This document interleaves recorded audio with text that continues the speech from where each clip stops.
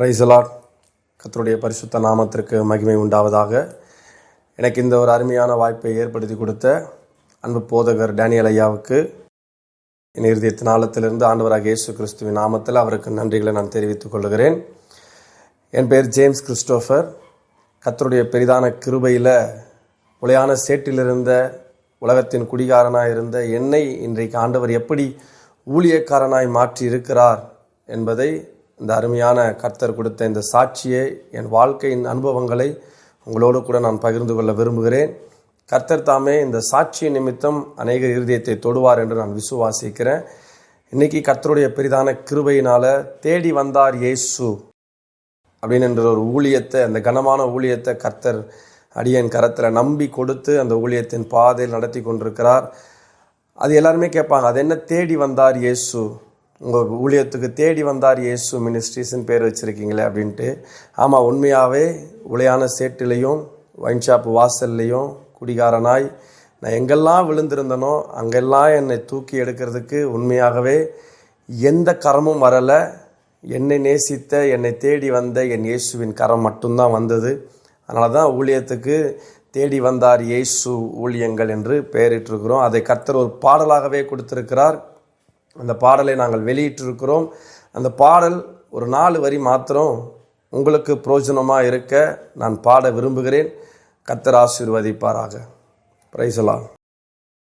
பாவத்தாலே கட்டப்பட்டு பாவியாக வாழ்ந்து வந்தேன், பாவத்தாலே கட்டப்பட்டு பாவியாக வாழ்ந்து வந்தேன், தேடி வந்து ஏற்றுக்கொண்டு, தேடி வந்து ஏற்றுக்கொண்டு மகனாய் என்னை மாற்றிவிட்டார், மகனாய் என்னை மாற்றிவிட்டார். என்னை தேடி வந்த இயேசு இவர், என்னை வாழ வைத்த தேவன் இவர். என்னை தேடி வந்த இயேசு இவர், என்னை வாழ வைத்த தேவன் இவர். இந்த முழு பாடலை கேட்க விரும்பினால் இந்த பாடல் தேடி வந்தார் இயேசு மினிஸ்ட்ரிஸ் அப்படிங்கிற என்னுடைய யூடியூப் சேனலில் இந்த முழு பாடலும் இருக்குது. இந்த பாடலை நீங்கள் கேளுங்கள். நிச்சயம் ரட்சிக்கப்படுவதற்கும் உங்களுக்கு இந்த பாடல் ஒரு ஆசீர்வாதமாய் பிரயோஜனமாக இருக்கும் என்று நான் விசுவாசிக்கிறேன். இப்போ நம்ம என்னுடைய சாட்சிக்குள்ளே கடந்து போகலாமுங்களா? என் பேர் நான் ஏற்கனவே சொல்லிட்டேன். என் பேர் ஜேம்ஸ் கிறிஸ்டோஃபர். என்னுடைய தகப்பனாருடைய பெயர் அலெக்சாண்டர். எங்கள் அம்மாவுடைய பெயர் ஆனந்தவல்லி. என் தகப்பனார் கிறிஸ்துவ குடும்பத்தில் பிறந்து வளர்ந்தவர் தான். என் தாயார் முற்றிலுமாய் இந்து வழிபாட்டில் உள்ள குடும்பத்தில் பிறந்து வளர்ந்தவங்க. உடனே காதல் திருமணமாக இருக்குமா அப்படின்லாம் நீங்கள் ஒன்றும் யோசிச்சிடாதீங்க. அப்படிலாம் கிடையாது. பார்த்து அரேஞ்ச் பண்ணி திருமணமானது தான் என் தாய் தகப்பனுக்கும் திருமணம் நடந்தது. ஆனால் ஏன் அப்படி பண்ணாங்க, வேற்று மதத்திலிருந்து இந்த மதத்திலேருந்து மாறி அப்படின்றது எங்கள் யாருக்குமே தெரியாது. அது எங்கள் தாத்தா மட்டும்தான் அறிவார். ஆனால் திருமணமான பிறகு என்னுடைய தாயார் முழுமையாய் ஆண்டவராகிய இயேசு கிறிஸ்துவை ஏற்றுக்கொண்டு அவர்கள் ஞானஸ்நானம் பெற்று அதற்கு பிறகு ஒரு நாளும் பின்மாற்றத்துக்குள்ளே போகாமல் இந்த நாள் வரைக்கும் ஏசப்பாவை மட்டுமே நம்பி அவர்கள் வாழ்ந்து கொண்டிருக்கிறார்கள். ஆனால் என்னுடைய தகப்பனார் முற்றிலுமாய் அவர் வேறுபட்டவராக இருக்கிறார். எப்படின்னு பார்த்தீங்கன்னா, அவர் பிறந்ததெல்லாம் கிறிஸ்துவ குடும்பத்தில், வளர்ந்ததெல்லாம் கிறிஸ்துவ குடும்பத்தில். ஆனால் அவருடைய வாழ்ந்த வாழ்க்கை, அவருடைய ஜீவியம் முழுவதுமே முற்றிலுமாய் பாவத்தை நோக்கி மட்டுமே இருந்தது. சொல்லப்போனால் எனக்கு ஒரு 10 வயசு இருக்கிறதுக்குள்ளவே என் தகப்பனாரை நான் இழந்துட்டேன். ஒரு விபத்தில் அவங்க மரித்து போயிட்டாங்க. எனக்கு சரியாய் ஒரு 8-9 வயசு இருக்கும் என் தகப்பனார் மரித்து போகும் பொழுது. ஆனால் அவர் இருந்த நாள் வரைக்கும் பார்த்தீங்கன்னா ஒவ்வொரு நாளும் நரகம் போல எங்கள் வாழ்க்கை. எங்கள் தகப்பனார் பார்த்தீங்கன்னா இந்த பில்டிங் பெயிண்டிங்லாம் பண்ணுறது. அவர் கூலி வேலைக்கும் போவாங்க, சில நேரத்தில் அவங்க சொந்தமாக கான்ட்ராக்ட் எடுத்தும் வேலை செய்வாங்க. ஆனால் என்ன செய்தாலும் அந்த பணம் ₹1 வீட்டுக்கு வராது. ஏன்னா என் தகப்பனார் பயங்கரமான குடிகாரர். என் தகப்பனார் பிறந்து வளர்ந்த இடம்னு பார்த்தீங்கன்னா சென்னை அமந்தக்கரையில் இருக்கிற டிபி சத்திரம் என்கிற ஒரு ஏரியா. அது ஒரு காலத்தில் பார்த்தீங்கன்னா பயங்கரமான ரவுடிகள் புழங்கின ஒரு ஏரியா. அப்படிப்பட்ட இடத்துல தான் என் தகப்பனார் பிறந்து வளர்ந்தது. என் தாயார் பார்த்தீங்கன்னா இங்கே சென்னையில் தேனாம்பேட்டை என்கிற இடத்துல அவங்க பிறந்து வளர்ந்தவங்க. திருமணத்துக்கு பிறகு எல்லாருமே அங்கே டிபி சத்திரம் பகுதியில் தான் இருக்கும். தினந்தோறும் எங்கள் அப்பாவை தேடி போலீஸ் வீட்டுக்கு வரும். எங்கள் அம்மா ஒவ்வொரு நாளும் அப்படியே கண்ணீரும் வேதனையுமாக தான் வாழ்க்கையை நகர்த்திட்டு இருந்தாங்க. ஏன்னு சொன்னால் எந்த நேரத்தில் எந்த ரவுடி பையன் வந்து வீட்டு கதவை தட்டுவான்னு தெரியாது, எந்த நேரத்தில் போலீஸ் வந்து எங்கள் வீட்டு கதவை தட்டும்னு தெரியாது. ஏன்னா என் தகப்பனார் பண்ணுகிற வேலை அப்படி. ஊரை சுற்றிலுமா எல்லா இடத்துலையும் வழக்கு, எல்லா இடத்துலையும் அடிதடி. தாடி ராஜா அப்படின்னு சொன்னால் டிபி சத்திரத்தில் அவ்வளோ ஒரு ஃபேமஸ். அப்போது அப்படிப்பட்ட மனுஷனை என் தாயார் திருமணம் செய்து கொண்டு அவங்க பட்ட பாடுகள் கொஞ்சம் நெஞ்சம் கிடையாது. ஆனால் ஒரு காலகட்டத்துக்கு மேலே பார்த்தீங்கன்னு சொன்னால் என் தகப்பனார் ஒரு விபத்தில் மரித்து போகிறார். எனக்கு அப்புறம் பார்த்தீங்கன்னா எனக்கு ஒரு சகோதரி இருக்கிறார். அவள் பேர் வந்து கிறிஸ்டி எப்சிபா. என் தகப்பனார் இறக்கும் பொழுது வெறும் 2.5 வயசு 3 வயசு குழந்தை. என் தகப்பனார் முகம் கூட அவளுக்கு ஒழுங்காக பார்த்த ஞாபகம் கிடையாது. ஆனால் அப்படிப்பட்ட சூழ்நிலையில் இப்போ என்ன ஆச்சுன்னா மொத்த சுமையும் என் தாய் மேலே வந்துருச்சு. எங்கள் அம்மா தான் வேலைக்கு போய் எங்களை காப்பாற்றி ஆகணும் அப்படின்ற ஒரு சூழ்நிலை. இப்போ நானும் என் தங்கச்சியும் பள்ளிக்கு படிக்கணும் அப்படின்னு சொன்னால் கூட 3 வேளை சாப்பிடணும்னு ஒன்று இருக்குது இல்லைங்களா? அந்த 3 வேளை சாப்பாடு அப்படின்றதே எங்கள் வாழ்க்கையில் பெரிய அபூர்வமான ஒரு விஷயம். ஏன்னா எங்கள் அம்மா பார்த்திங்கன்னா காலையில் வீட்டு வேலைக்கு போனாங்கன்னா அவங்க ராத்திரி 9 மணிக்கு வருவாங்க. ஒரு 4 வீட்டில் வேலை செஞ்சு அந்த வீட்டில் கொடுக்குற சாப்பாடை எல்லாம் அந்த டிஃபன் பாக்ஸில் கூடையில் மூட்டை கட்டி அதை ராத்திரி கொண்டு வரும் பொழுது அதுதான் எங்களுக்கு சாப்பாடு. சில நேரத்தில் நல்லா இருக்கும், சில நேரத்தில் கெட்டு போயிடும். ஏன்னா காலையிலேருந்து கொண்டு வர சாப்பாடு இல்லைங்களா? அப்போது 3 வேளை சாப்பிடுவது என்பதே எங்களுக்கு ஒரு பெரிய அபூர்வமான ஒரு விஷயம். எங்கள் வாழ்நாளில் அதிகமாக ஏன் அந்த பழக்கம் இன்னைக்கு வரைக்கும் இருக்குது. அதிகமாக நாங்கள் சாப்பிட்ட டிஃபனே ஒரு கிளாஸ் காஃபி, ஒரு டைகர் பிஸ்கெட்டு, இல்லை பார்லிஜி பிஸ்கெட். இதுதான் எங்களுடைய டிஃபனே. அது இன்னைக்கு வரைக்கும் அந்த பழக்கம் எனக்கு அப்படியே இருந்து போச்சு. ஏன்னா எங்களுக்கு சாப்பாடுன்றது அவ்வளோ பெரிய விஷயம். வாடகை வீடு, படிப்பு வசதிக்கு ரொம்ப குறைவு. எங்கள் அப்பாவை இழந்த பிறகு வறுமையில் வாட்டி தவிக்கிறோம். உதவி செய்வதற்கு ஒன்றும் சொந்தக்காரங்க 1000 பேர் இருந்தாலும் உதவி செய்வதற்கு ஒருத்தரும் முன் வரலை. எங்கள் அம்மா ஒரு ஆள் கஷ்டப்பட்டு வளர்த்து கொண்டு வந்தாங்க. ஆனால் நீங்கள் பார்த்தீங்கன்னா திருமணம் ஆகும் பொழுது கிறிஸ்துவ முறைப்படி தான் எங்கள் அம்மாவுக்கும் எங்கள் அப்பாவுக்கும் திருமணம் நடந்தது. ஆனால் எங்கள் அப்பாவுடைய ஃபேமிலியில் எல்லாருமே கிறிஸ்தவர்கள். எங்கள் அம்மாவுடைய ஃபேமிலியில் எல்லாருமே, எங்கள் தாத்தாலாம் வந்து பயங்கரமான விக்கிரக ஆராதனை, இந்துக்களுக்குள்ள அப்படி ஒரு வைராக்கியம் கொண்டவங்க. ஆனால் எப்படி அவங்க திருமணம் நடந்தது, எப்படி அதை கிறிஸ்துவ முறையில் ஒத்துக்கிட்டாங்க அப்படின்றதெல்லாம் தெரியல. ஆனால் கிறிஸ்துவ முறைப்படி திருமணமான பிறகு இவர்கள் கிறிஸ்துவ தேடினாங்களா, எங்கள் அப்பாவும் அம்மாவும் உண்மையாக ஆண்டவருக்குள்ள வைராக்கியமாக இருந்தாங்களா அப்படின்னு சொன்னால், கிறிஸ்துவத்தில் இருந்து வந்த எங்கள் அப்பா ஆண்டவருக்குள்ள வைராக்கியமாக இல்லை. அவர் உலகத்தின் பாவத்தின் பின்னாடி ஓடிக்கிட்டு இருந்தார். குடியிலையும் உலகத்தின் வேசித்தனங்களிலும் பாவங்கள் பின்னாடி அப்படி அடிதடி, சண்டை, போலீஸு, ஜெயிலு, இப்படிப்பட்ட வாழ்க்கையில் தான் எங்கள் அப்பா இருந்தார். ஆனால் ஏசப்பாவை அவருக்கு ரொம்ப பிடிக்கும். எப்படின்னா எந்த ரவுடி பசங்க எங்கள் அப்பாவை அடிக்கணும்னு தேடி வந்தாலும் மாதத்தில் முதல் 1ஆம் தேதி நடக்கிற அந்த அதிகாலை ஆராதனையை எந்த ஊரில் எங்கள் அப்பா ஓடி ஒளிஞ்சிருந்தாலும் மிஸ் பண்ண மாட்டார். அந்த 1ஆம் தேதி ஆராதனை அன்னைக்கு ஆலயத்தில் காலையில் அதிகாலையில் எங்கள் அப்பாவை பார்க்கலாம். ஆனால் அந்த ஆர்வம், அந்த தேடல், அந்த பாவத்தை விட்டு வெளியே கொண்டு வந்துடும் அப்படின்ற ஒரு விசுவாசம் இருந்துச்சு. ஆனால் அவரால் கடைசி வரைக்கும் அந்த உலகத்தின் பாவங்களை விட்டு வெளியே வர முடியல. ஆனால் இங்கே மாறா என்ன நடக்குது தெரியுங்களா? எந்த விக்கிரக ஆராதனையில் வைராக்கியமாக இருந்து இந்த கிறிஸ்துவ எங்கள் அப்பாவை திருமணம் பண்ணி கொண்ட எங்கள் அம்மா ஆண்டவருக்குள்ளே வைராக்கியமாக மாறுறாங்க. ஏசப்பாக்குள்ளே வைராக்கியமாக மாற ஆரம்பிக்கிறாங்க. எங்கள் அம்மாவுக்கு ஏசுனாலே யாருன்னே தெரியாது. அவங்க அப்படிப்பட்ட வைராக்கியம் உள்ள இந்து குடும்பத்தில் பிறந்து வளர்ந்தவங்க. ஆனால் இப்போ என்ன நடக்குதுன்னா, கிறிஸ்துவ குடும்பத்தில் இருந்து வந்தவர் பின்மாற்றத்தில் இருக்கிறாரு. எங்கள் அம்மா இந்துவிலிருந்து ஆண்டவராக இயேசு கிறிஸ்துவை ஏற்றுக்கொண்டு அவங்க வைராக்கியமாக மாறுறாங்க. ஒரு காலகட்டத்தில் எங்கள் அப்பா இறந்த பிறகு எங்கள் வீட்டில் எல்லாரும் சொல்கிறாங்க, எங்கள் தாத்தா பாட்டி எங்கள் மாமா எல்லாம் சொல்கிறாங்க, அதான் அவரே போயிட்டாரு. யார்? எங்கள் அப்பாவை. அவரே இறந்துட்டார்ல, அதுக்கப்புறம் நீ என்ன இன்னும் அந்த கடவுளை பிடிச்சிக்கிட்டு இருக்கிற, இன்னும் என்ன ஏசுன்னு அங்கே பிடிச்சிக்கிட்டு இருக்கிற, நீ நம்ம பழைய மாதிரி நம்ம கடவுள்கிட்ட வந்துரு. அவங்க எங்கள் அம்மா ஒரே வார்த்தை தான் சொன்னாங்க, மரணமோ ஜீவனோ இந்த உயிர் இருக்கிற வரைக்கும் இனி நான் இயேசுவை விட மாட்டேன், அவர் தான் என் தேவன் சொல்லி இன்னைக்கு வரைக்கும் ஆண்டவரை வைராக்கியமாக அவங்க பிடிச்சிக்கிட்டு இருக்கிறாங்க. அவங்க எத்தனையோ பாடுகள் வந்தது, எத்தனையோ இன்னல்கள் வந்தது.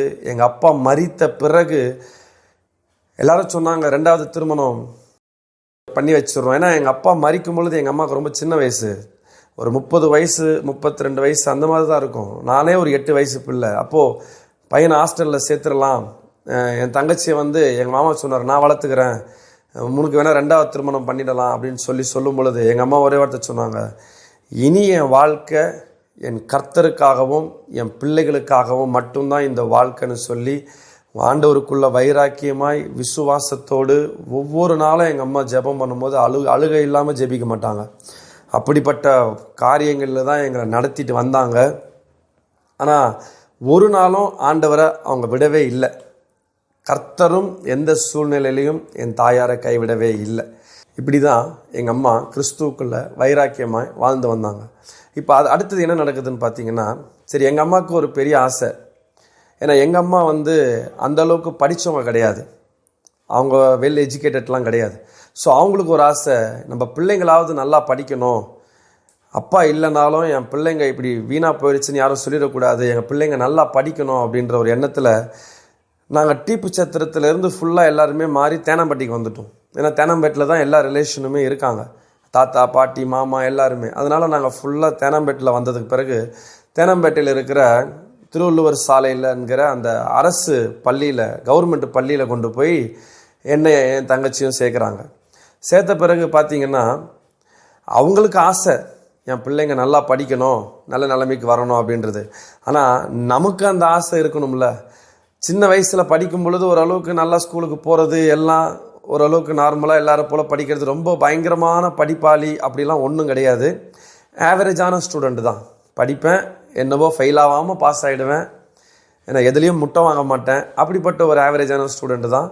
ஆனால் இப்படியே எப்படியோ கஷ்டப்பட்டு அப்படி இப்படின்னு தடுமாறி படித்து வந்தாச்சு. வந்த பிறகு ஆனால் இப்போது என்ன நடக்குது பார்த்தீங்கன்னா, நான் ரொம்ப முன்கோபி.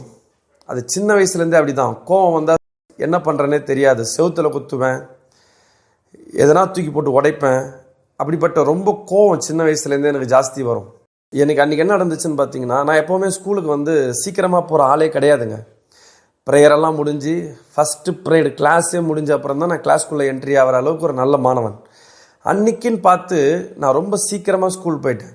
போன உடனே என்னாச்சு, பசங்க கூட சேர்ந்து, ஏன்னா அது பள்ளி பருவம் இல்லைங்களா, பசங்க கூட சேர்ந்து ஒரே அரட்டை அடித்து விளையாடி கிரவுண்ட்லாம் விளையாடி யூனிஃபார்ம் ஃபுல்லாக அழுக்கு. அந்த அழுக்கோடு போய் நிற்கும் பொழுது என்றைக்குமே சீக்கிரமாக வராதன்னா அன்றைக்கி சீக்கிரமாக போய் இவ்வளோ சேட்டைகளையும் பண்ணி, இது ஒன்றும் பெரிய பிரச்சனை கிடையாது. எங்கள் மிஸ் என்ன பண்ணாங்க, கூப்பிட்டு 2 அடி அடிச்சிட்டாங்க. எப்படி வந்திருக்க பாரு ஸ்கூலுக்கு அசிங்கமாக அழுக்கா அப்படின்னு சொல்லி எல்லாரும் எதிர்க்கும் அடித்து ஏன்னா அவங்க ஒரு மாதிரி என்ன சொல்கிறது, ஒரு மாதிரி இன்சல்ட் பண்ணுற மாதிரி பேசும் பொழுது அந்த இடத்துல என்ன சொல்கிறது, அந்த வயசு அந்த மாதிரி 10th படிக்கிறேன், அந்த வயசு அந்த மாதிரி அவங்க என்னை இன்சல்ட் பண்ணும் பொழுது ஒரு மாதிரி டென்ஷன் ஓவராகி கோவம் அதிகமாகி என்னை அடிச்சிட்டாங்கன்ற கோவத்தில் அவங்கள திருப்பி அடிக்க வேண்டிய ஒரு சூழலை அவங்கள நான் கன்னத்தில் அடித்து அவங்க போய் அந்த கிளாஸ் ரூமோடைய அந்த கதவில் முட்டி கீழே விழுந்து அப்பயே அந்த ஸ்கூலை விட்டு என்ன பண்ணிட்டேன், ஓடி வந்துட்டேன். ஏன்னா அதுக்கு மேலே நின்னா எதனா பிரச்சனையாகிட போதுன்னு ஒரு பயம். அப்படி ஓடி வந்த பிறகு வீட்டில் எல்லாரும் ஃபோர்ஸ் பண்ணுறாங்க, வேறு ஸ்கூலில் வேணால் ட்ரை பண்ணலாமா, வேறு ஸ்கூல் வேணால் போறியா. ஆனால் நான் எந்த மிஸ்ஸை அடித்தனோ அதே மிஸ்ஸே என்னை வீட்டுக்கு தேடி வராங்க. தேடி அவங்க சொல்கிறாங்க, நான் எல்லாத்தையும் மன்னிச்சிட்டேன்ப்பா, நீ ஒழுங்காக 10th கண்டினியூ பண்ணு, இதுதான் லைஃபு, 10th விட்டுட்டீங்கன்னா ரொம்ப கஷ்டம் அப்படின்ட்டு. ஆனால் அந்த வயசு எப்படின்னா தாண்டுற கர்வம், தாண்டுற திமிரு. ஏன்னா எனக்கு அப்பா இல்லை பார்த்துக்கிட்டிங்களா. நான் என்ன பண்ணேன்னா, எங்கள் அம்மா காலையில் நான் சொன்னேன் இல்லையா, காலையில் வேலைக்கு போனால் நைட்டு தான் வருவாங்க. நான் ஸ்கூலுக்கு போகிறேன்னா இல்லையா, சாப்பிட்டோமா இல்லையா அப்படின்னு எங்களெல்லாம் கேட்குறதுக்கோ கவனிக்கிறதுக்கோ யாரும் கிடையாது. அப்போ அது என்ன ஆச்சுன்னா, தான்ற திமிர் எனக்கு ஓவர் ஆகிடுச்சு. நான் தான் எல்லாம் அப்படின்ற மாதிரி அந்த திமிர் அந்த வயசுலேயே. அப்போது அந்த டீச்சர் அந்த கிளாஸ் மிஸ்ஸை நான் உதாசீனப்படுத்தி அனுப்பிடுறேன், நீ சொல்லிலாம் படிக்கணும்னு அவசியம் இல்லை, நீ முதல்ல என் வீட்டை விட்டு எந்த வெளியே போ அப்படின்னுறேன். சொல்லிவிட்டு என் படிப்பு அங்கேயே முட்டுக்கட்டை போடப்படுகிறது. 10th படிப்புக்கு முட்டுக்கட்டை போட்டாச்சு. இதை பாருங்கள், இதெல்லாம் நான் ஏன் உங்களுக்கு சொல்லிக்கிட்டு இருக்கிறேன் அப்படின்னா, இன்றைக்கி நிறைய வாலிப பிள்ளைங்க படிக்கிற காலத்தில் இன்றைக்கி அப்படி தான் மாறி போய்கிட்டு இருக்கிறீங்க. 5வது படிக்கிறது, 6வது படிக்கிற பசங்க, 7வது படிக்கிற பசங்கள்லாம் ஃபுட்பாலில் அடிச்சுக்கிட்டு போயிட்டுருக்கிறது, பேரண்ட்ஸ் கவனிக்கிறது இல்லைன்னு சொல்லிட்டு தான் போன போக்கில் போகிறது, படிப்பை அலட்சியப்படுத்துறது, அப்பா அம்மா நம்மளை கவனிக்கிறது இல்லை பார்க்குறது இல்லைன்னு நினச்சிக்கிட்டு கெட்ட நண்பர்களோட சேர்ந்துக்கிட்டு கெட்ட சவகாசங்களோட சேர்ந்துக்கிட்டு இந்த படிக்கிற வயசுலேயே பள்ளி பருவத்திலேயே எல்லா பாவ பழக்கத்தில் ஈடுபட்டுக்கிட்டு, அதுவும் இப்போ பார்த்தீங்கன்னா பள்ளி படிக்கிற எல்லா பிள்ளைங்க கையிலையும் ஆண்ட்ராய்ட் ஃபோன் இருக்குது. அந்த ஃபோனில் தவறான படங்களை பார்க்கறது, தவறான காரியங்களை பேசிக்கொள்வது அப்படின்னு சொல்லி எவ்வளவு சீரழிய முடியுமோ அவ்வளவும் இன்னைக்கு பள்ளி பருவத்திலேயே நீங்கள் சீரழிந்து கொண்டிருக்கிறத நான் பார்க்குறேன். ஆனால் ஒரு காரியத்தை நல்லா நீங்கள் நினைவில் வைத்துக்கொள்ளணும். உங்கள் பெற்றோர்கள் பார்க்குறார்களோ இல்லையோ, உங்கள் உறவினர்கள் பார்க்குறாங்களோ இல்லையோ, உங்களை உண்டாக்கின கர்த்தர் ஒருவர் உங்களை எப்பொழுதும் உங்கள் மேல் கண்ணோக்கமாக இருக்கிறார், உங்களை பார்த்து கொண்டே இருக்கிறாரு. அதில் நீங்கள் ரொம்ப ஜாக்கிரதையாக இருக்கணும். ஏன்னா என் வாழ்க்கையில் நானும் பள்ளி பருவத்தில் இருக்கும் பொழுது நானும் இப்படி தான் பாவத்துக்குள்ளே இருந்தேன். 5வது வகுப்பு படிக்கிற வரைக்கும் நான் ஏசப்பாவுடைய பிள்ளைங்க. நான் ஒரு கோவில் மாடுன்னு சொல்லலாம். சபைக்கு போவேன், சண்டே கிளாஸ் போவேன், பாடுவேன், ஆடுவேன், வசனம் சொல்லுவேன், பரிசு வாங்குவேன், எல்லாம் பண்ணுவேன். ஆனால் இயேசு சபையோடு போயிட்டாரே தவிர என் ஆவியில் எனக்குள்ளே வரலை. என் சிந்தனையில் அவரை ஏற்றுக்க எனக்கு மனம் இல்லை. நான் நல்லா தான் இருந்தேன் சின்ன வயசில். ஆமாம், எல்லோரும் உங்களை எல்லாரையும் போல நானும் சண்டே கிளாஸ் போகிறது என்ன, பாடுறது என்ன, வசனம் மனப்பாட வசனம் சொல்கிறது என்ன எல்லாம். ஆனால் அது எப்படி இருந்துச்சுன்னா, அது அந்த வயசில் எனக்கு அது ஒரு விளையாட்டு போல் போயிடுச்சே தவிர இயேசுவை ஏற்றுக்கொள்ளணும், அவர் தான் இந்த உலகத்தின் இரட்சகர் என்பதை உணர்ந்து கொள்ளணும் அப்படின்றது அன்றைக்கி தெரியல. அது கூட எத்தனை வயசு வரைக்கும்னு பார்த்தீங்கன்னா 5வது படிக்கிற வரைக்கும் தான். 6வது படிக்கிறதுக்கு பள்ளி மாறிட்டேன்.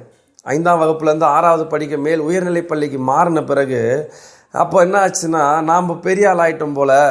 ஏன்னா உயர்நிலை பள்ளிக்கு வந்துட்டோமே, டவுசர் போட்டிருந்தவன் இப்போ என்னவா மாறிட்டேன், பேண்ட்டு போட ஆரம்பிச்சிட்டேன் உயர்நிலை பள்ளிக்கு வந்த உடனே. அப்போ பேண்ட்டு போட ஆரம்பித்தோடனே இந்த உலகத்தில் உள்ள அத்தனை பாவங்களையும் தேடி அந்த வயசுலேயே போக ஆரம்பிச்சிட்டேன். எங்கேருந்து ஆரம்பிச்சது தெரியுமா? கீழே கிடந்த துண்டு பீடி, யாரோ பிடிச்சி போட்டுட்டு போன ஒரு துண்டு பீடி எடுத்து யாருக்கும் தெரியாமல் மறைமுகமாக ஓடி போய் ஒளிஞ்சி அந்த துண்டு பீடியில் ஆரம்பித்தது கடைசியில் என்னாச்சு தெரியுமா? பீடி, துண்டு பீடி ஒரு பீடியாக மாறுது. ஏன்னா பீடி அப்போ ரொம்ப விலை கம்மி. அந்த ஒரு பீடி அப்புறம் என்னவா மாறுது தெரியுமா? சிகரெட்டாக மாறுது. நீங்கள் யோசிக்கலாம், பள்ளி படிக்கும் பொழுது சிகரெட் வாங்குறதுக்கெல்லாம் இவங்ககிட்ட ஏது பணம்? ஆமாம், அப்பா கிடையாது, அம்மா ஒரு ஆள் தான் கஷ்டப்படுறாங்க. நான் ஆல்ரெடி சொல்லிட்டேன், அவங்க ஒரு ஆள் தான் கஷ்டப்பட்டுட்டு இருக்கிறாங்க. அவங்க பர்ஸில் இருந்து கிடைக்கிற ₹1 திருடுவேன். அதை திருடி அந்த பணத்தை கொண்டு போய் கொடுத்து, நீங்கள் யோசிக்கலாம், என்ன ₹1 அப்போ பெரிய விஷயம். அந்த ₹1 திருடி அந்த சிகரெட்டை வாங்கி யாருக்கும் தெரியாமல் ஒரு 2-3 பேர் கூட்டாக உட்காந்து எங்கன்னா பிடிச்சிக்கிட்டு இருப்போம். இந்த சிகரெட் என்னாச்சு தெரியுமா? நாளடைவில் ரோட்டில் போகும்போது எல்லாரையும் பார்க்கறது, எப்படி என்ன எல்லாரும் பிரித்து ஏதோ வாயில் கொட்டுறாங்களே அப்படின்னு சொல்லி முதல் பாக்கு வாங்க ஆரம்பிக்கிறோம். அப்போ இருந்த பாக்கு பெயர்லாம் சொன்னால் அவங்களுக்குலாம் தெரியாது. இப்போ இருக்கிறவங்களுக்கெல்லாம் ₹1 சிம்லா பாக்குன்னு சொல்லுவாங்க. அதை வாங்கி ஆளுக்கு கையில் கொட்டினா ஒரு 10 கல் மாதிரி வந்து விழும். அதை ஆளுக்கு ஒரு 3 கல் எடுத்து வாயில் போட்டு மென்னுக்கிட்டே இருப்போம். இதெல்லாம் எப்போ சொல்லிட்டு இருக்கிறேன், பள்ளியில் டீச்சர் கிளாஸ் நடத்திக்கிட்டு இருப்பாங்க. 6வது 7வது வகுப்பு படிக்கும் பொழுது கிளாஸ் நடந்துக்கிட்டே இருக்கும். இங்கே ஜன்னலோரமாக உட்காந்து ஒரு பேக்கெட்டை பிரித்து ஆளுக்கு ஒரு 2 பேராக சேர்ந்து ஒரு 3 பேராக சேர்ந்து ஆளுக்கு ஒரு 3 கல்லை வாயில் போட்டுக்கிட்டு மென்னுக்கிட்டு துப்பிக்கிட்டே உட்காந்துக்கிட்டு இருப்போம் கிளாஸ் ரூமில். இதுக்கு எங்கேருந்து காசு வரும்? எல்லாம் அம்மா பர்ஸ்லேருந்து திருடுறது தான். அப்போ நாளடைவில் என்னாச்சு தெரியுமா? அந்த ஒரு பேக்கெட்டை 3 பேர் போட ஆரம்பிக்க போய் ஒரு பேக்கெட்டை ஒரு ஆள் போட ஆரம்பிச்சிட்டோம். ஏன்னா என்ன ஆகுது, அந்த போதை அதெல்லாம் எங்களை அடிமைப்படுத்திக்கிட்டே இருக்குது. ஒரு நாளைக்கு ஒரு சிகரெட்ன்றது 2 சிகரெட் மாறிச்சு. இப்போ ₹2 திருடினவன் எவ்வளோ திருடுறான்னு தெரியுமா? வீட்டில் ₹5 திருட ஆரம்பிக்கிறேன்.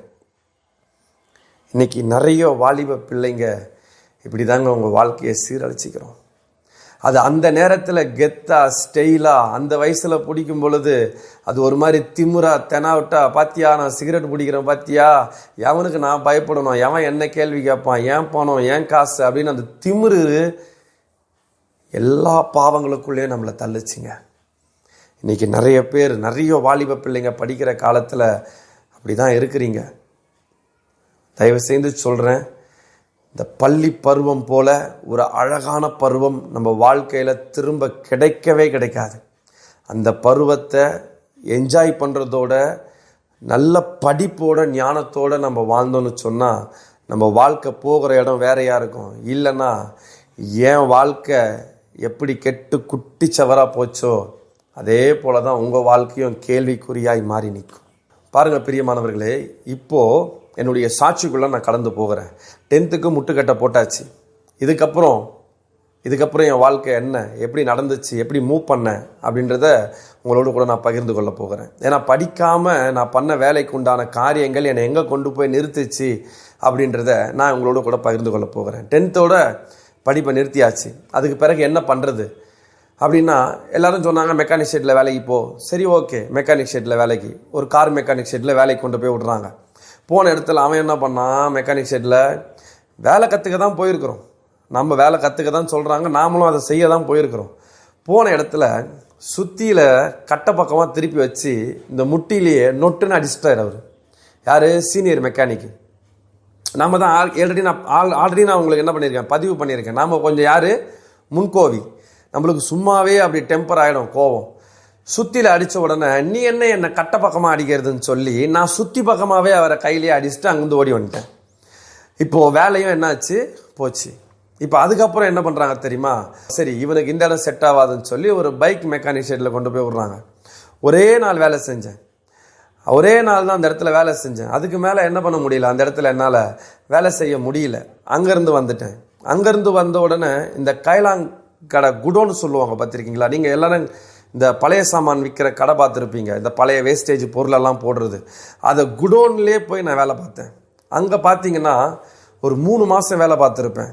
ஆனால் அதுக்கு மேலே அங்கேயும் என்னால் என்ன பண்ண முடியல, தாக்கு பிடிக்க முடியல. அங்கேயும் வேலையை விட்டு ஓடி வந்தாச்சு.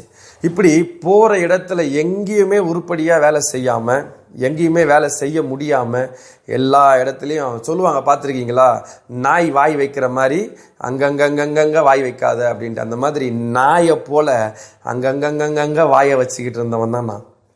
ஏன்னா என்ன பண்ணுறதுன்னு தெரியல. இந்த பள்ளி பருவத்தில் சிகரெட்டு, பீடி, சிகரெட்டு, பாக்குன்னு சுற்றிக்கிட்டு இருந்தேன்னா, இப்போ இந்த பள்ளிக்கு முட்டுக்கட்டை போட்ட பிறகு இந்த நாய் மாதிரி சுற்றிக்கிட்டு இருந்தேன் பார்த்தீங்களா, அப்போது ப்ரமோஷன் ஆகிறேன். என்ன ப்ரமோஷன் வாங்குறேன் தெரியுமா, குடிகாரன் என்கிற ப்ரமோஷன் வாங்குறேன். அடுத்த பாவத்துக்குள்ளே ப்ரமோஷன் வாங்கி உள்ளே போகிறேன். இந்த குடி பழக்கத்துக்குள்ளே கொஞ்சம் கொஞ்சமாக என்னை ஈடுபடுத்தி கொள்கிறேன்.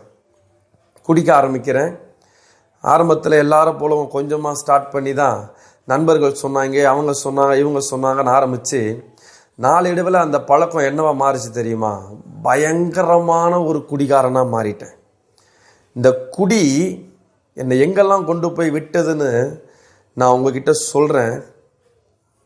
நீங்கள் யோசித்து பார்க்கவே முடியாது, அப்படிப்பட்ட காரியங்கள்லாம் என் வாழ்க்கை நடந்துச்சு. இந்த குடி என்னை ஒரு திருடனாய் மாற்றுச்சு. இந்த குடி என்னை ஒரு அடிதடிக்காரனாக மாற்றுச்சு. இந்த குடி என் சொந்த குடும்பங்கள் என்னை வெறுக்க வைத்தது.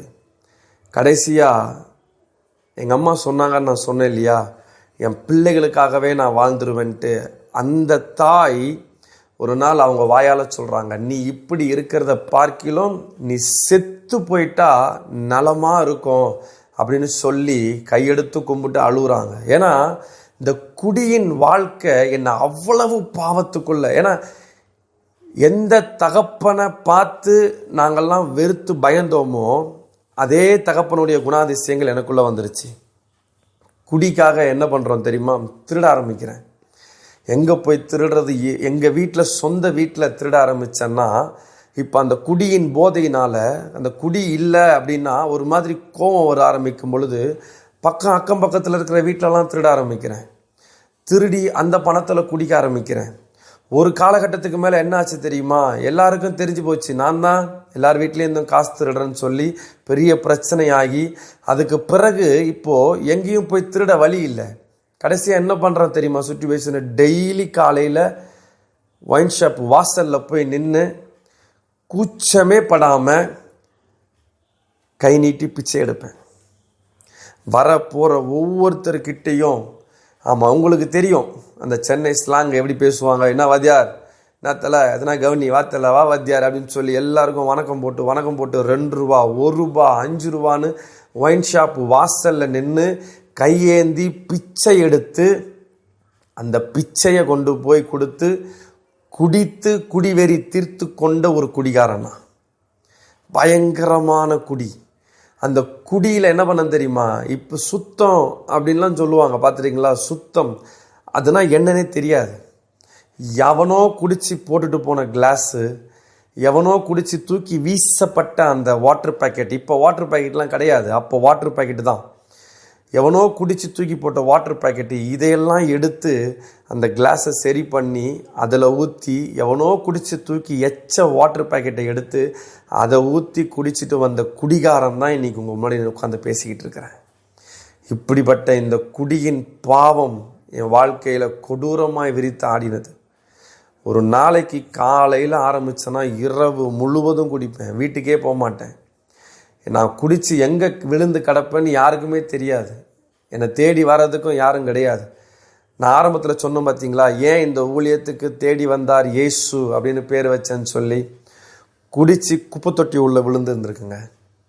குப்பை தொட்டிக்குள்ளே ஒரு நாள் ஃபுல்லாக விழுந்து கிடந்தேன். இந்த சஸ்பென்ஸ் சொல்லுவாங்க பார்த்தீங்களா, இந்த காவா ட்ரைனேஜ், அந்த ட்ரைனேஜுக்குள்ளே ஒரு நாள் ராத்திரி முழுதும் கிடந்தேன் குடி போதையில் விழுந்து. நீங்கள் எண்ணி பாருங்கள், என்னை யாருமே தேடி வரலை. என் சொந்த பந்தங்கள், ஏன் எங்கள் அம்மா கூட என்னை தேடி வரலை. நான் அந்த ட்ரைனேஜுக்குள்ளே விழுந்து ஒரு நாள் ராத்திரி முழுக்க இருந்து உயிரோடு வெளியே வந்ததே பெரிய ஆச்சரியம். ஏன்னா அந்த ட்ரைனேஜுக்குள்ளே அப்படி ஒரு நாற்றம் அடிக்கும். அந்த ட்ரைனேஜுக்குள்ளே ராத்திரி முழுவதும் கிடக்கிறேன். அங்கேயும் என்னை உண்மையை அதனால தான் நான் சொல்கிறேன், என்னை அவர் தேடி வந்தாருன்னு நான் சொல்கிறது அதனால தான். அந்த இடத்துல நான் சாகாமல் பிழைத்திருக்க அவர் என்னோடு கூட இருந்தாருன்னு தான் நான் விசுவாசிக்கிறேன். அப்படிப்பட்ட வாழ்க்கையில் ஒரு குடி வாழ்க்கை. காலையில் 4 என்னாச்சு தெரியுமா, பசங்களுக்காக ஃப்ரெண்டுங்க. இன்றைக்கி எனக்கு ஃப்ரெண்டுங்களே யாரும் கிடையாது என் இயேசுவை தவிர. ஆனால் ஒரு காலத்தில் எனக்கு அவ்வளவு ஃப்ரெண்டுங்க. எல்லா ஏரியாவில் இருக்கிற பசங்களும் தெரியும்.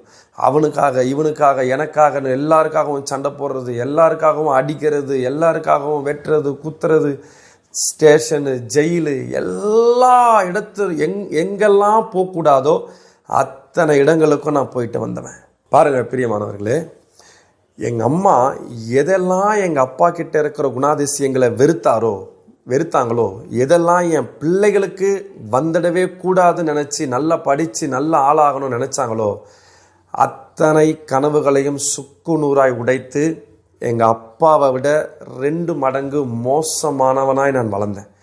ஆனால் நான் ஆரம்பத்தில் சொன்னேன், எவ்வளவு கெட்டவராக இருந்தாலும் எங்கள் அப்பா கிட்ட ஒரு நல்ல குணம் இருந்துச்சு. என்ன தெரியுமா, மாதத்தில் ஒரு வாட்டி ஆகிலும் சபைக்கு போயிடுவார், ஆலயத்தில் போய் கர்த்தரை தேடுவார். ஆனால் அந்த ஒரு நல்ல பழக்கம் கூட என்கிட்ட இல்லவே இல்லை. என்னைக்கு இந்த உலகத்தின் பாவத்தில் வந்தனோ ஒரு முறை கூட பின்னாடி திரும்பி இயேசுவை பார்க்கவே இல்லை. எங்கள் தெருவில் சுவிசேஷம் சொல்ல வருவாங்க, எங்கள் சபையிலேருந்து எங்கள் போதகர் வருவார், ஏன் தம்பி சபைக்கு வரலை அப்படின்னுவார். நான் ஒரே வார்த்தை தான் சொல்லுவேன், ஐயா நான் ஒரு நாள் வருவேன், நீங்கள் போங்க அப்படின்னு. அதையும் மீறி அவங்க கம்பல் பண்ணும் பொழுது எனக்கு என்ன ஆகிடும் தெரியுமா, கோவம் வந்துடும். உடனே அவரை சொல்லுவேன், இன்னொரு வாட்டி இந்த ஆள் என்ன பண்ணக்கூடாது, வீட்டுக்கு வரக்கூடாது அப்படின்ட்டுருவேன். அவர் எதிர்க்க சொல்கிறனோ இல்லையோ எங்கள் அம்மா கிட்ட சொல்லுவேன். அப்போது சுவிசேஷம் சொல்ல வருகிறவர்களையெல்லாம் விரட்டி அடிச்சிருக்கிறேன். எங்கள் ஏரியாவில் தேனாம்பட்ட பகுதியில் சுவிசேஷம் சொல்ல வந்த சகோதரர்களை சகோதரிமார்களெல்லாம் இழிவாய் கேவலமாய் குடிபோதையில் திட்டி அனுப்பினவன் தான் நான். ஏன் இதெல்லாம் சொல்கிறேன்னா, இன்றைக்கும் நிறைய சபைகள் இருக்குது, நிறைய ஊழியர்கள் இருக்கிறோம். ஊழியர்களுக்கும் சபைகளுக்கும் பஞ்சம் இல்லை. ஆனால் நம்முடைய சபைகளுக்குள்ளே வருகிற எத்தனையோ குடும்பங்களில் இப்படிப்பட்ட பாதிப்புகள் இருக்குது. கணவன் ரட்சிக்கப்படாமல் இருந்திருக்கலாம், கூட பிறந்த சகோதரர்கள் ரட்சிக்கப்படாமல் இருந்திருக்கலாம், இந்த குடியின் பாவ பாதையில் இருந்திருக்கலாம். ஆனால் அவர்களுக்காகலாம் எத்தனை ஊழியக்காரர்கள் பாரப்பட்டு ஜெபிக்கிறோம், எத்தனை ஊழியக்காரர்கள் அவர்களை வீட்டில் போய் சந்திக்கிறோம், எத்தனை ஊழியக்காரர்கள் அவர்களுக்கு சுவிசேஷம் சொல்கிறோம். இன்றைக்கி அதெல்லாம் சபை சிந்திக்க வேண்டிய நிலைமையில் இருக்குது. சபை சிந்திக்கிறத விட ஊழியர்களாகிய நாம சிந்திக்க வேண்டிய நிலைமையில் இருக்கிறோம். இன்றைக்கும் சொல்கிறேன், ஊழியம் என்பது கர்த்தருடைய சித்தத்தை செய்வதும் ரட்சிப்புக்குள்ள ஆத்துமாக்களை அறுவடை செய்வதும் தான், பணத்தை அறுவடை செய்வது அல்ல. இன்னைக்கு எந்த வீடு காணிக்கை கொடுக்கும், அதுவும் நிறைய கொடுக்கணும்னு பார்த்து தான் இன்றைக்கி வீட்டு ஜெபமே நடக்குது. வீட்டுக்குள்ளேயே என்ட்ரி ஆகிற நிலைமை மாறி போச்சு. அதற்காக இயேசு அழைச்சி இந்த கனமான ஊழியத்தை நம்ம கையில் கொடுக்கலங்க.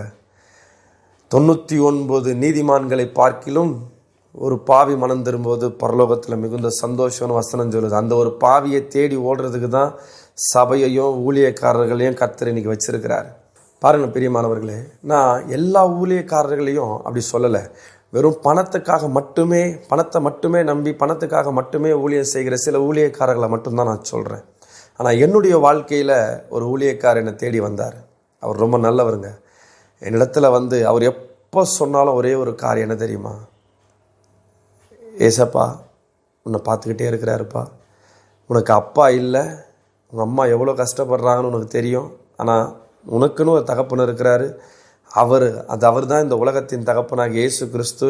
அவரை நம்பு, ஆலயத்துக்கு வா. அவ்வளவு என்ன அன்பா, அவ்வளவு ரிக்வஸ்ட்டாக அவர் ஒரு நாள் சொன்னார், நீ என்னை ஆலயத்துக்கு வரணும்னா சொல்லுப்பா, நான் உன் காலில் வேணாலும் விழட்டுமா அப்படின்னு சொன்னார்.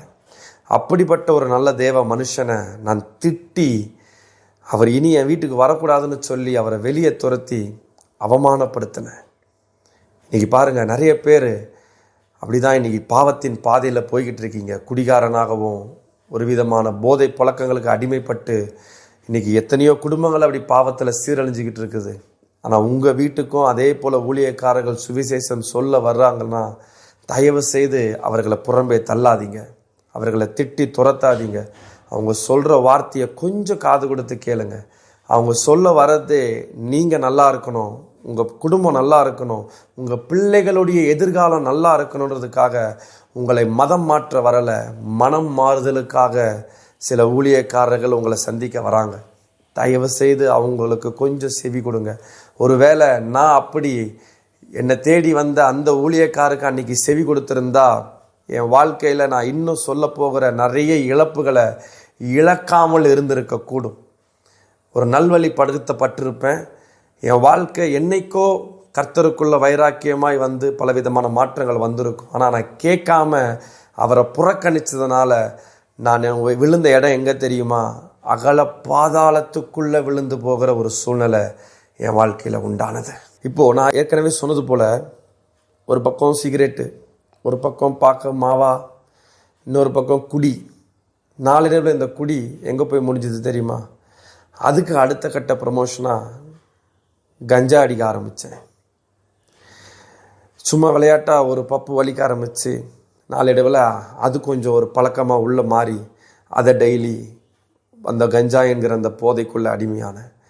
அதுக்கு பிறகு பாங்கு, அதுக்கு பிறகு இந்த கார்பெண்டர்லாம் யூஸ் பண்ணுவாங்க பார்த்துருக்கீங்களா, பழைய ஃபெவிகால், அதையெல்லாம் கொண்டு வாட்டர் பாக்கெட்டில் அடைச்சி அதையெல்லாம் தேய்ச்சி அதை ஒரு குலுக்கி அதை சூடேற்றி அதை உறிஞ்சி இப்படி பலவிதமான என்னென்னமோ புதுசாக போதை பழக்கங்களை புதுசாக நண்பர்கள் சேர புதுசாக என்ன சேர்ந்துக்கிட்டே இருக்கு, கூட பாவங்களும் சேர்ந்துக்கிட்டே வருது. இப்போது குடிகாரனாக இருந்தேன்னா கஞ்சா குடிகையாக மாறிட்டேன். இந்த கஞ்சா எங்கே போச்சு தெரியுமா? ஃபெவி பேண்டு, பாங்கு, இப்படி எல்லாம் எனக்கு இல்லாத பாவ பழக்கமே இல்லைங்க. ஆன்ஸு போடுறது, மாவா போடுறது, பாக்கு போடுறது, இத்தனையும் பண்ணுவேன். அது போதாதுக்கு குடிப்பேன், அது போதாதுக்கு கஞ்சா அடிப்பேன், அது போதாதுக்கு சிகரெட்டு பிடிப்பேன். இப்படி எல்லா பாவ பழக்கங்களுக்குள்ளும் போய் இன்றைக்கி ஆள் எப்படி இருக்கேன் பார்த்தீங்களா? அப்போது நாய் கவ்விட்டு போகிற எலும்பை விட கேவலமாக இருப்பேன். இப்படிப்பட்ட நிலைமையில தான் என் வாழ்க்கை முற்றிலுமாய் தள்ளப்பட்டது. ஆனால் இந்த நேரத்தில் என்ன நடக்குது தெரியுமா? இங்கே தான் ஒரு ட்விஸ்ட்டு ஆரம்பமாகுது என் வாழ்க்கையில். என்ன தெரியுமா? நான் சீரழிஞ்சு நாசமாக போனது பத்தாதுன்ட்டு என்னை காதலிக்கிறதுக்குன்னே ஒரு பொண்ணு வருது.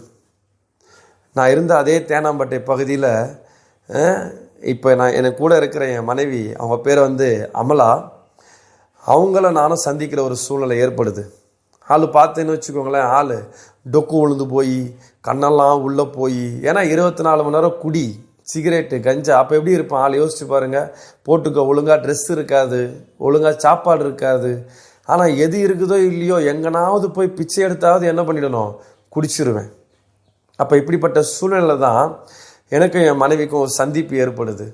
அவங்க மேலே என்ன ஒரு காதல் ஈர்ப்பு உண்டாகுது.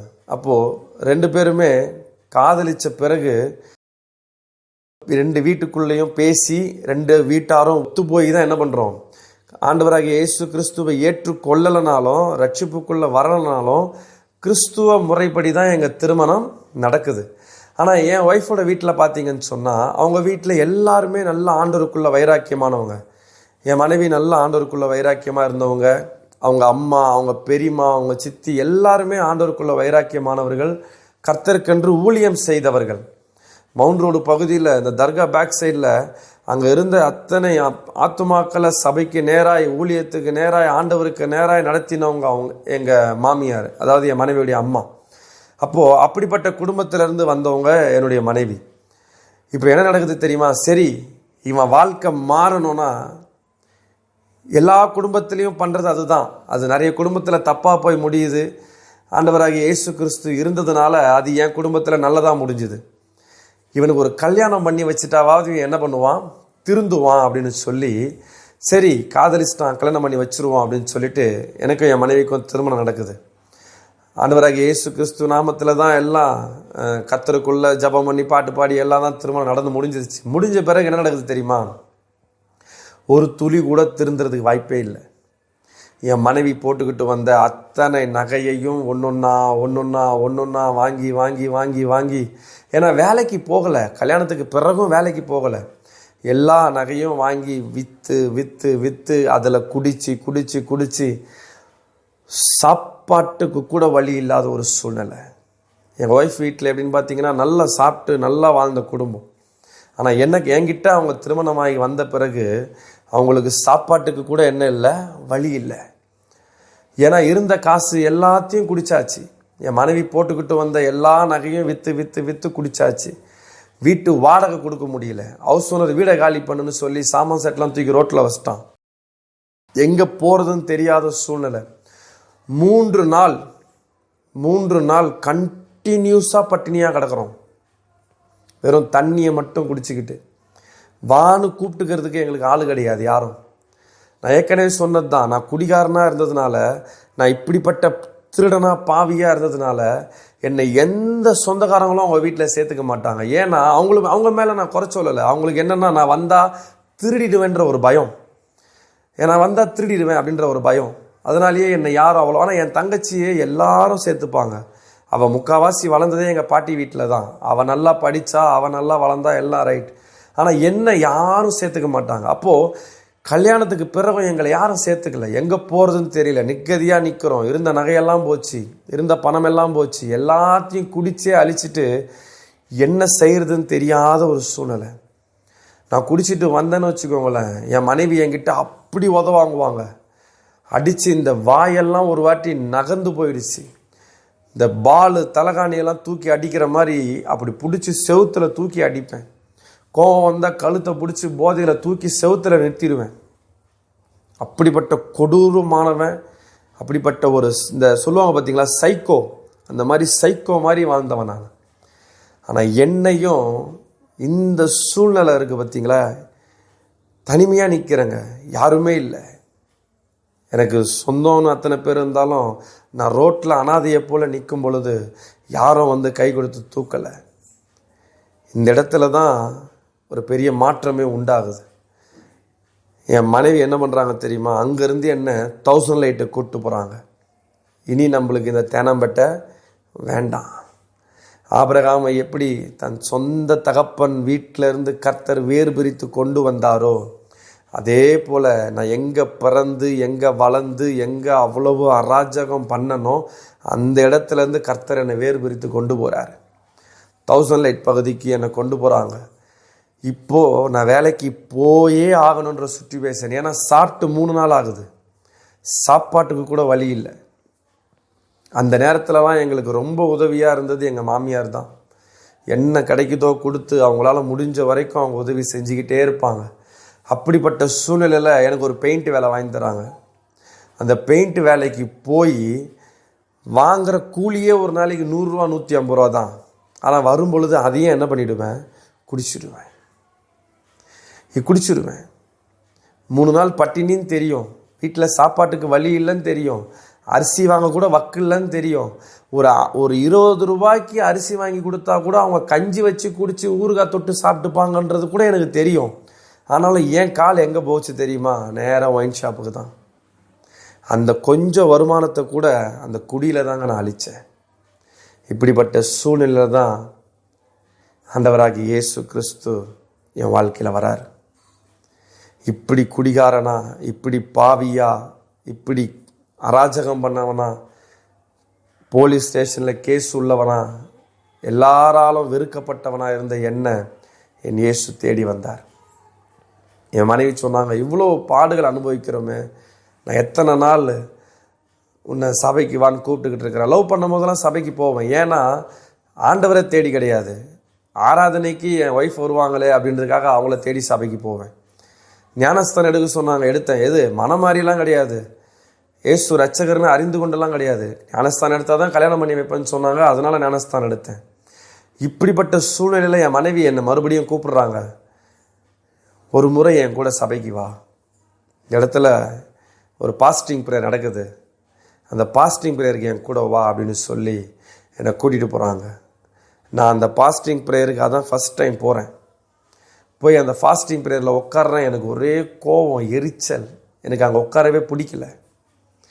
ஏன்னா எனக்கு அந்த அனுபவம் கிடையாது. நான் போகிறனாலும் உட்காந்து தூங்குவேன், சர்ச்சில் போய் உட்காந்து தூங்குவேன், இல்லை சர்ச்சில் போய் உட்காந்துக்கிட்டு எப்படி வேடிக்கை பார்த்துக்கிட்டு உட்காந்துருக்கிற ஆள் நான். இங்கே ஆராதனை நடக்குது, எல்லாரும் அந்நிய பாஷையில் பேசுகிறாங்க. எனக்கு அது புதுசாக இருக்குது, ஏன் எல்லாரும் கத்துறாங்க அப்படின்ட்டு. ஏன்னா நாங்கள் இசிஐ பேக்ரவுண்ட்லேருந்து வந்தவங்க.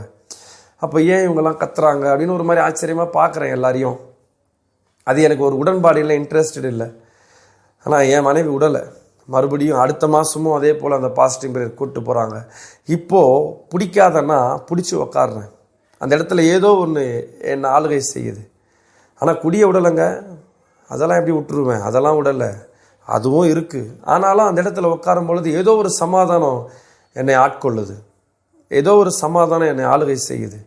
அப்போது எல்லாரும் கை தட்டும் பொழுது என்னையே அறியாமல் நான் கை தட்டிக்கிட்டு உட்காந்துருக்கேன். எனக்கு பாட தெரியாது, பாட்டு தெரியாது, ஒன்றும் தெரியாது. ஆனால் கை தட்டிக்கிட்டு உட்காந்துக்கிட்டு இருக்கிறேன். அப்படியே நாளடைவில் அந்த ஆராதனை முடியுது. பாஸ்டர் கூப்பிட்றாரு, ஜோம் பண்ணுறாரு, அனுப்புகிறாரு. தொடர்ந்து பெயிண்ட் வேலை போய்கிட்டு இருக்குது, குடி ஒரு பக்கம் போய்கிட்டு இருக்குது, எல்லாம் போயிட்டு இருக்குது. ஆனால் ஒரு காலகட்டத்தில் ஒவ்வொரு தேவ மனுஷனை கர்த்தர் நிலைநிறுத்துவார் வேதத்தில். அதே போல் என் வாழ்க்கையில் ஒரு தேவ மனுஷனை கர்த்தர் நிலைநிறுத்தினார். அவர் தான் என்னை பெயிண்ட் வேலைக்கு கூட்டிகிட்டு போயிட்டு இருந்த என்னுடைய மேஸ்திரி. அவர் பேர் சாம்பால். அவரை நான் அந்த இடத்துல கண்டிப்பாக மென்ஷன் பண்ணி ஆகணும். அவர் என் வாழ்க்கையில் ஒரு பெரிய ஒரு மைல் ஸ்டோன். ஒரு நாள் அவர் என்னை பார்க்குறாரு. ஏன்னா அவருக்கு எங்கள் மாமியாருடைய ஃபேமிலி மொத்தமும் தெரியும். அவங்க எல்லாம் ஆண்டவருக்குள்ளே எப்படி இருக்காங்க, எவ்வளோ வைராக்கியமாக இருக்காங்க, எப்படி ஊழியம் செய்கிற ஆட்கள் எல்லாமே தெரியும்.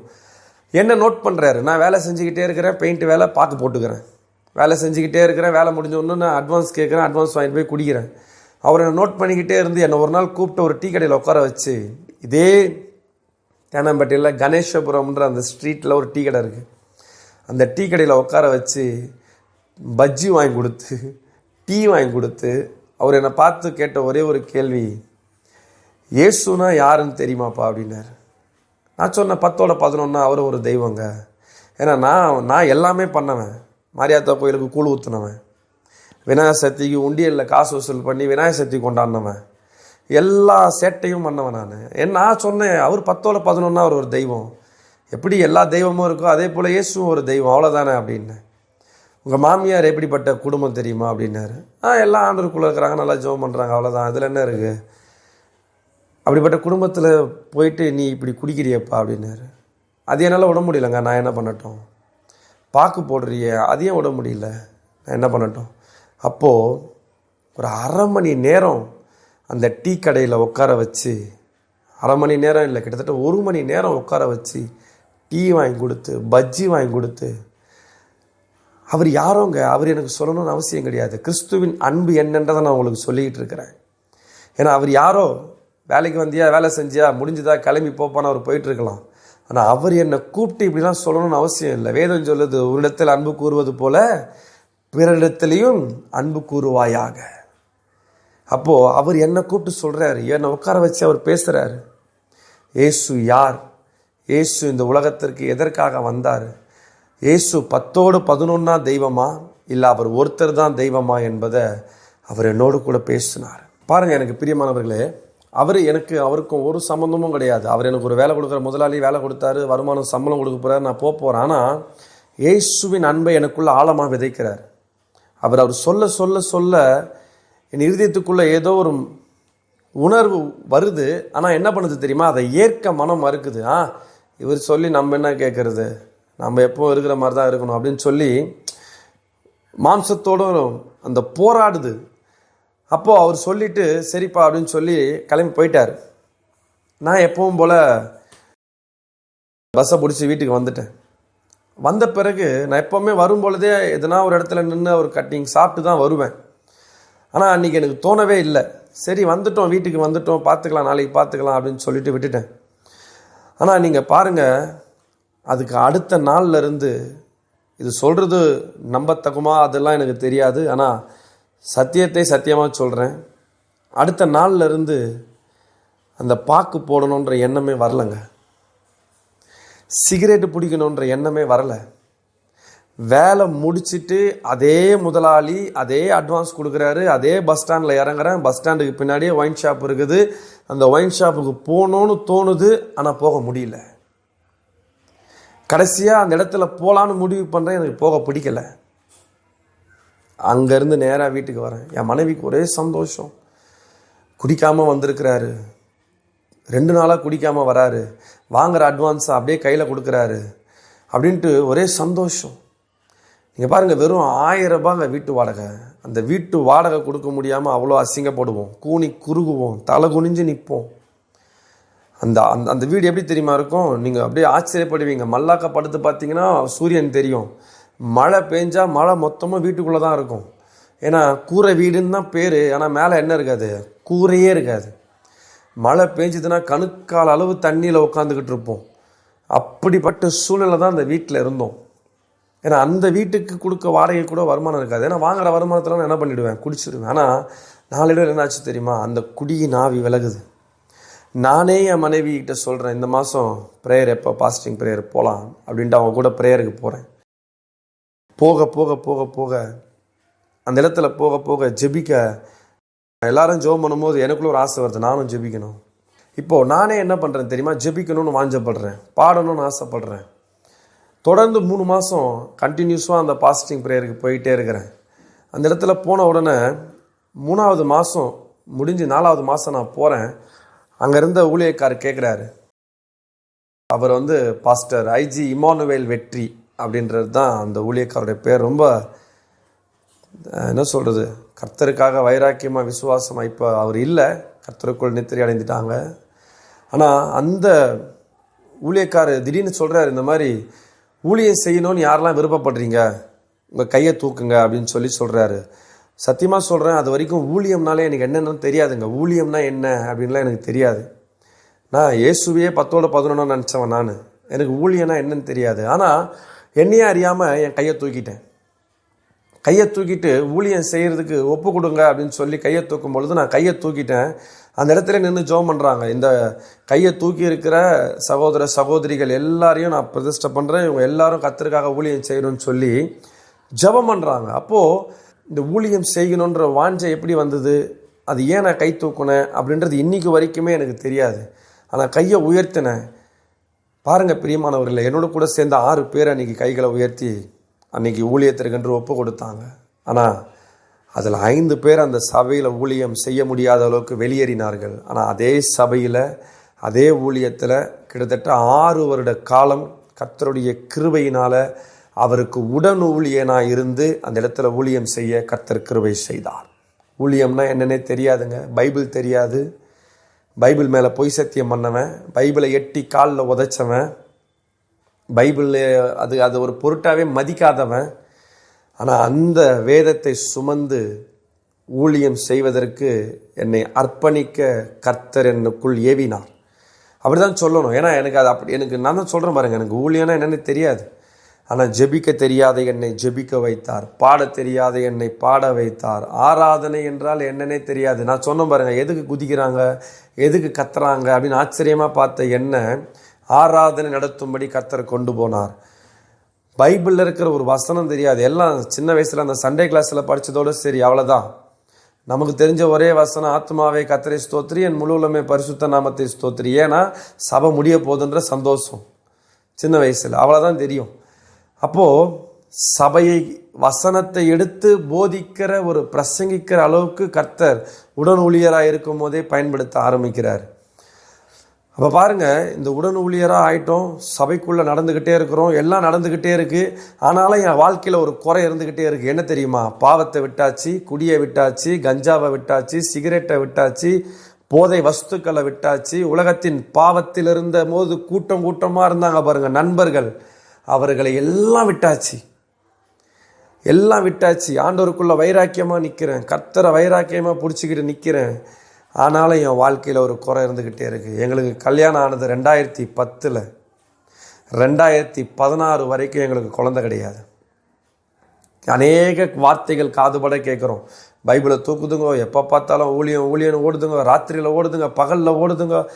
இதுங்க இவ்வளோ பேசுதே, இதுங்க பேசுகிற அந்த இயேசு இதுங்க வாழ்க்கையில் ஒரு நன்மை செஞ்சாரா அப்படின்ற அந்த வார்த்தைகள் காதுபட கேட்டுக்கிட்டே இருக்கிறோம். அது ஒரு ஓரத்தில் எங்களை குத்திக்கிட்டே இருக்குது. நாங்கள் போகாத மருத்துவமனை கிடையாது, பார்க்காத வைத்தியர்கள் கிடையாது. என் மனைவிக்கு பலவீனப்பட்டு மரண படுக்கையில் போகிற சூழ்நிலாம் உண்டாச்சு. ஏன்னா இந்த பெண்களுக்கு உண்டாகிற இந்த மாதவிடா என்று சொல்லுகிற அந்த பெண்களுக்குரிய அந்த விஷயம் என் மனைவிக்கு வர ஆரம்பிச்சதுன்னா 1 மாதம் ஆனாலும் 2 மாதம் ஆனாலும் நான் ஸ்டாப்பாக போய்கிட்டே இருக்கும். மரண படுக்கையில் தள்ளப்பட்டால் பார்க்காத மருத்துவமனைகள் கிடையாது, போகாத மருத்துவர்கள் கிடையாது. எவ்வளவேனும் செலவழித்து, பெரும்பாலுள்ள ஒரு ஸ்திரியை குறித்து வேதத்தில் எப்படி சொல்லப்பட்டிருக்கிறதோ அதை நிஜமாகவே எங்கள் வாழ்க்கையில் நாங்கள் அதை நம்ம வேதத்தில் வசனமாக பார்க்குறோம், அதை நாங்கள் வாழ்க்கையாகவே கண்கூட பார்த்தோம். அப்படியே உதிர ஊரல் அப்படி அப்படி இருக்கும். அவங்களுக்கு பலவீனப்படுவாங்க, எழுந்து நிற்க திராணி இருக்காது உடம்புல. அப்படிப்பட்ட பலவீனத்தில் என் மனைவி இருந்தாங்க. போகாத மருத்துவமனை கிடையாது, பார்க்காத டாக்டர் கிடையாது. எல்லாம் ஸ்கேன் எடுத்தாச்சு, எல்லாம் மருந்து மாத்திரை சாப்பிட்டாச்சு. கிட்டத்தட்ட எப்படி பார்த்தாலும் ஒரு 2-3 லட்ச ரூபாய்க்கு மேலே செலவு பண்ணியாச்சு. சற்றாகிலும் குணமடையாத அந்த பெரும்பாடு உள்ள ஸ்திரியை போல தான் என் மனைவி இருந்தாங்க. டாக்டர் சொன்ன ஸ்டேட்மெண்ட் என்ன தெரியுமா? இனி இவர்களுக்கு பிள்ளை நிற்கிறதுக்கு சாத்தியமே கிடையாதுன்ட்டாங்க. உங்கள் 2 பேருக்கும் இனி என்ன கிடைக்காது? குழந்தை நிற்கிறதுக்கு சாத்தியமே கிடையாதுன்ட்டாங்க. ஆனால் என் தேவன் மருத்துவர்கள் அறிக்கைகளை மாற பண்ணுகிறவர். எந்த டாக்டர் இனி பிள்ளை நிற்காது, உங்கள் மனைவியோட கர்ப்பப்பை வீக்காக இருக்குது, கர்ப்பப்பை எல்லாம் நீர் கட்டி இருக்குது, அதனால தான் உதிர ஊரல் அவங்களுக்கு நிற்காமல் போய்கிட்டு இருக்குதுன்னு சொன்னாங்களோ, அதே டாக்டர் வாயில் நீங்கள் கன்சியூவாக இருக்கீங்கன்னு சொல்லும்படி கர்த்தர் ஒரு பெரிய அற்புதத்தை செய்தார். எந்த நாவு முடியாதுன்னு சொல்லுச்சோ அதே நாவு சொல்லுச்சு, நீங்கள் வணங்குற இயேசு தெய்வம் உங்களுக்கு அற்புதம் செய்திருக்கிறார்னு சொல்லும்படி கர்த்தர் செய்தார். பாருங்கள் பிரியமானவர்களே, எந்த மருத்துவர் உங்களுக்கு சாத்தியமே இல்லைன்னு சொன்னாங்களோ அதை சாத்தியமாய் மாற்றி எங்களுக்கும் ஒரு ஆண் பிள்ளையை தேவன் கட்டளையிட்டார். இப்படிப்பட்ட சூழ்நிலையில் கர்த்தர் ஈவாய் ஒரு ஆண் பிள்ளையை கொடுத்து, அந்த ஆண் பிள்ளைக்கு கர்த்தர் பேரும் கொடுக்குறாரு, ஜெர்சன் சாமுவேல் என்று அந்த பிள்ளைக்கு பேரிடணும் அப்படின்ட்டு. பாருங்கள், அது வரைக்கும் எங்கள் வாழ்க்கையில் ரொம்ப கஷ்டம். ஆனால் கர்த்தர் ஈவா அந்த பிள்ளையை கொடுத்த பிறகு எங்கள் வாழ்க்கை கொஞ்சம் கொஞ்சமாக மாற ஆரம்பிக்குது. நாங்கள் எங்கே 1000 ரூபாய் கூட வாடகை கொடுக்க முடியாத அளவுக்கு கஷ்டத்தில் இருந்தோமோ அங்கேருந்து கர்த்தர் ஒரு நல்ல பெரிய போரூரில் ஒரு பெரிய வீட்டுக்கு கொண்டு போகிறாரு. அந்த வீட்டில் மாதம் 4000 ரூபாய் வாடகை கொடுக்குற அளவுக்கு கர்த்தர் உயர்த்தி வைக்கிறார். நாளில் அந்த இடத்துல எங்கள் வாழ்க்கை அப்படியே மூவ் ஆகிட்டே இருக்குது. கர்த்தரை தொடர்ந்து கர்த்தருக்காக வைராக்கியமாக ஊழியம் செஞ்சுக்கிட்டு ஓடிக்கிட்டு இருக்கிறோம். அங்கேருந்து ஒரு பெரிய ஃபால் டவுன், ஒரு பெரிய பள்ளத்தில் மறுபடியும் விழுறேன். அதாவது பழைய வாழ்க்கையை வேதம் சொல்லுது, கலப்பையில் கை வச்ச நீ ஒரு நாளும் பின்னிட்டு திரும்பி பார்க்காதேன்னு பைபிள் சொல்லுது. ஆனால் நான் என்ன பண்ணேன் தெரியுமா? பின்னிட்டு திரும்பி பார்த்தேன். பார்த்ததுனால வந்த ஒரு பெரிய அதிர்ச்சி எங்கள் வாழ்க்கையில். நானும் என் மனைவியும் விவாகரத்து பண்ணி பிரிந்து போகிற நிலைமைக்கு வந்துட்டோம். அப்போ என் பையன் மட்டும்தான் இருக்கிறான், அவனுக்கு என்ன ஒரு 3 வயசு இருக்கும். அப்படிப்பட்ட ஒரு சூழ்நிலையில் பிரிந்து போக வேண்டிய ஒரு சூழ்நிலை வந்துருச்சு. இல்லை இனி எனக்கும் உனக்கும் செட் ஆகாது, நாம் பிரிஞ்சிடலாம் அப்படின்னு சொல்லி வாழ்க்கை பழைய நிலைமைக்கு மாற வேண்டிய ஒரு சூழ்நிலையில் தள்ளப்படுறேன். அது என்ன சூழ்நிலைன்னு பார்த்தீங்கன்னா, மறுபடியும் பழைய வாழ்க்கைக்குள்ளே புகுந்து மறுபடியும் குடிகாரனுக்குள்ளே அந்த குடியின் ஆவிக்குள்ளே மறுபடியும் போக ஆரம்பிச்சுட்டு குடிக்க ஆரம்பிச்சிட்டேன். இப்போ என்ன ஆச்சுன்னா, வேணாம் போதும். ஏன்னா அவங்களுக்கு அனுபவம் இருக்குல்ல. நான் குடிகாரனாக இருக்கும்போது வாங்கின அடிகள், பட்ட அவமானங்கள், அசிங்கங்கள், நான் வாயை திறந்து பேசுனேன்னா அவ்வளோ வல்கராக பேசுவேன், அவ்வளோ கேவலமாக கொச்சையான வார்த்தைகள் வரும் என் வாயிலிருந்து. அப்போ இது எல்லாம் வாங்கி அனுபவப்பட்டதுனால இப்போ என்ன முடிவாயிடுச்சு தெரியுமா, இனி மறுபடியும் இந்த கண்டினியூ பண்ண முடியாது, இதோட லைஃப்பை ஸ்டாப் பண்ணிக்கலாம், நீ உன் வேலையை பார்த்துக்கோ, நான் என் பிள்ளையை கூட்டிகிட்டு நான் என் வேலையை பார்த்துக்கிறேன் அப்படின்னு சொல்லி கிட்டத்தட்ட ஒரு 5 மாத காலங்கள் பிரிஞ்சே தான் இருக்கிறோம். அவங்க தனியாக இருக்கிறாங்க, நான் தனியாக இருக்கிறேன். பிள்ளையை மட்டும் போய் எப்போனா பார்த்துட்டு வருவேன். அப்படிப்பட்ட சூழ்நிலையில் பிரிஞ்சே வாழ ஆரம்பிச்சிட்டோம். கடைசியாக ஒரு முடிவு எடுக்கிறோம், போகலாம், ஸ்டேஷனுக்கு போய் எழுதி கொடுத்துட்டு 2 பேரும் டைவர்ஸ் பண்ணிடலாம், இல்லைனா ஒரு வக்கீல் மூலியமாக டைவர்ஸ் பண்ணிக்கலாம் அப்படின்னு சொல்லி அப்படி ஒரு சூழ்நிலை வருது. ஆனால் வரும் பொழுது ஒரே ஒரு காரியம்தாங்க, இந்த குடியின் வாழ்க்கையில் மறுபடியும் போயிட்டேன். என் மனைவி பிள்ளைகளெல்லாம் வெறுக்க ஆரம்பிச்சிட்டேன், எல்லாரையும் விட்டு விலகி போக ஆரம்பிச்சிட்டேன். என் மனைவியும் ஓரளவுக்கு மேலே முடிவு பண்ணிட்டாங்க, இனி வேணாம் இந்த லைஃப், நம்ம தனியாக பார்த்துக்கலாம் அப்படின்ற அளவுக்கு ஒரு சூழ்நிலை வரும் பொழுது, அதான் கர்த்தருடைய சித்தம்னு சொல்லுவோம். வாடகை வீட்டில் இருந்துக்கிட்டு இருக்கிறோம். இந்த பெரும்பாக்கம் எழில் நகர் பகுதியில் கர்த்தர் ஒரு சொந்த வீட்டை கொடுக்குறாரு. என் மனைவி பேரில் இந்த இடத்துல ஒரு வீடு அலாட் ஆகுது.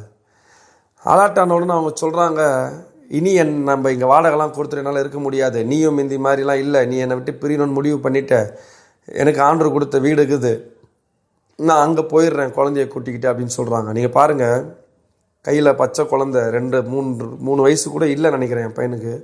அந்த பச்சை குழந்தைய கையில் தூக்கிக்கிட்டு சாமான் செட்டுங்க எல்லாத்தையும் ஒரு லோடாட்டில் ஏற்றிக்கிட்டு நான் எப்படிப்பட்ட ஒரு கல்லஞ்சக்காரனாக இருந்தேன் பாருங்கள். அவங்கள மட்டும் ஒரு பெரிய பனிச்சேரிலேருந்து பெரும்பாக்கம் வரைக்கும் அனுப்பி விடுறேன் தனியாக. அவங்களுக்கு வழியும் தெரியாது, வாய்க்காலும் தெரியாது. அவங்கள தனியாக அனுப்பி விட்டுட்டு நான் வரமாட்டேன், நீ போன்னு அவங்கள துரத்தி விட்டுட்டு நான் போய் எப்பவும் போல் குடியும் பாவத்துக்குள்ளேயுமே கிடக்கிறேன்.